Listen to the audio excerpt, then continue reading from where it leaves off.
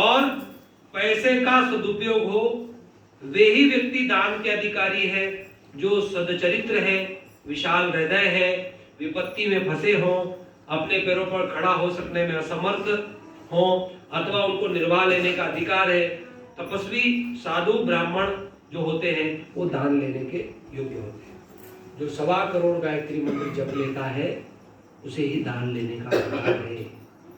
एक दूसरा, हमारे धन का मृतक भोज जैसा रिवाज नहीं होना चाहिए। मतलब हमारे घर में कोई गमी हो गई तो मृत्यु के बाद मृतक भोज नहीं होना चाहिए। फिर क्या होना चाहिए? होना क्या चाहिए? अब मैं थोड़ा ऊंचा होकर सबको देख रहा हूं, क्या आपके चेहरों में रीडिंग आ रही है? क्या करना चाहिए? अभी पानी वाली मरने वाले के धन का सदुपयोग करो। अब हमारे रिश्तेदार आएंगे उस दिन, रिश्तेदार आते हैं तो उनको दूर से आएंगे तो भूखा तो नहीं रख सकते, तो उनको भोजन कराओ। दाल रोटी, दाल चावल, सब्जी पूरी, पर मीठा मत खिलाओ, क्योंकि गम का अवसर है उसमें मीठा। तो आप इतनी तो हिम्मत करो। और जो लोग खा चुके, जिनके पेट भरे हुए, उनको खिलाने की बजाय उन लोगों को खिलाओ जिन्होंने आज तक कभी खाया। बेचारे भूखे हैं, झुपड़ी बस्ती, गरीब बस्ती के लोगों को जिमा दो। अपने रिश्तेदार आए तो उनको जिमाओ, मेहमानों को जिमाओ। कुटुंबी भी होते अपने जो दिन भर रात भर आपके साथ काम करेंगे, तो वो कहाँ अपने घर खाना बनाएंगे, उनको भी जिमा दो। पर पूरे गांव को पंगत जिमाने के बारे में आप सोचना। ठीक है, गांव के आप पटेल हैं, समर्थ हैं, तो कोई स्कूल में 2 कमरे बनवा दो, बच्चों की पढ़ाई का कर दो। कोई अनाथ बच्चे आपके गांव में, उनके लिए कुछ कर दो। कुछ कन्याओं की शादियों में खर्च कर दो। कोई हड़ाव तड़ाव वावड़ी बना दो। हम ये नहीं कह रहे, गायत्री परिवार कतई नहीं कहता कि पैसा बचाओ। गायत्री परिवार ये कहता उस पैसे का कोई सार्थक सुनियोजन करो। हमारा ये कहना, हमारा ये कहना। तो आप विचार करना, क्या गायत्री परिवार के लोग हैं और गुरुदेव ने क्या कहा?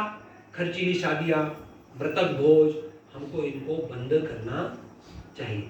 क्योंकि बड़े लोग बंद नहीं करेंगे तो बेचारा गरीब आदमी, छोटा आदमी, वो कर्जा लेता है, मृतक भोज करता है, नुक्ता कराता है, तेरवा कराता है, कोई बेल बेचता है, कोई खेत बेचता है। तो ऐसी परंपरा का क्या मतलब? आप परंपरा को बदलो। आप समर्थ लोग हो तो पैसे का भगवान के कार्य में सुनियोजन करो। और फिर भी आप कोशिश करो कि मृतक भोज न हो, और हो भी तो आप कोशिश करो कि उसमें मीठा नहीं हो। आप दुख का समय, गम का समय, और गायत्री जपने वाले को किसी के घर मृतक भोज नहीं खाना चाहिए। मैं कहीं पर भी कल हमने आपके यहाँ चाय पी, अभी भी हम पिएंगे लेकिन ये एक गायत्री परिजन के घर सौहार्द से पी रहा है। माता जी के लिए जब पंगत दोगे तो हम पूजन नहीं करेंगे। क्यों? क्योंकि हम आपके मेहमान अभी नहीं है, ठीक है ना? हम गांव के मेहमान हैं तो गांव में खा लेंगे। हम आपको सिर्फ एक लाइन में इतना समझाना चाहते हैं कि आप समर्थ लोग हो, संपन्न लोग हो, आप समाज में नई परंपरा शुरू करो और गांव को घोषित करो कि भाई हम मृतक भोज नहीं कर रहे, हम उतने पैसे का गांव में ये सत्कार्य। अब आप सोचो, गांव में 50, 20, 25 तो गम होते होंगे। 20 मृतक भोज का पैसा गांव के स्कूल में, गांव की गौशाला में, गांव के बच्चों बच्चियों दवाखाने के कल्याण में यदि लग जाए तो कितना बड़ा काम होगा। आप कल्पना कर सकते हैं कितना बड़ा काम होगा, कितने सारे बच्चों का उद्धार हो जाएगा। अब आप एक प्रश्न करें, क्या अरे भाई हम तो पैसे वाले लोग, हमको कहेंगे। तो आदर्श रखना हो तो कुछ तो आपको थोड़ा हिम्मत दिखानी पड़ेगी, हिम्मत दिखाना चाहिए। अब हम अपनी कथा को यहाँ पर विराम की ओर ले जाते हैं कि दान सदुद्देश्यों के लिए करें, भले कार्यों के लिए करें, और माता जी के नाम आप अंत में यज्ञ और श्राद्ध तर्पण अवश्य कीजिएगा। वो गायत्री परिवार की दिव्य आत्मा थी। आप अपने घर में जब शुद्ध स्नान हो जाए, क्या हो जाए?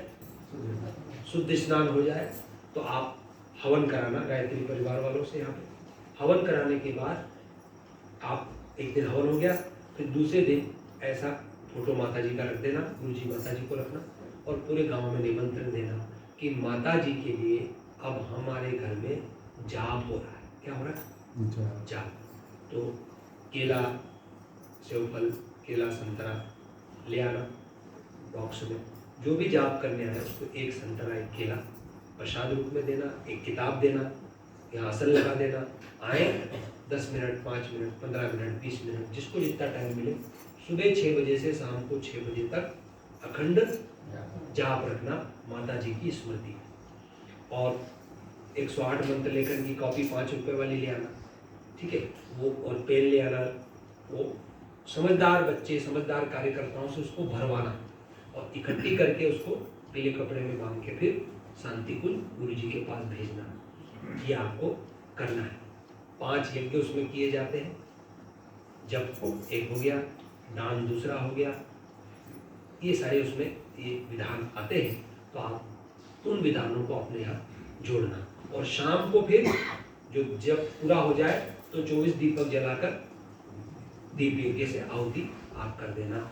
ये आपको क्रम करना चाहिए। अब हम 2-3 मिनट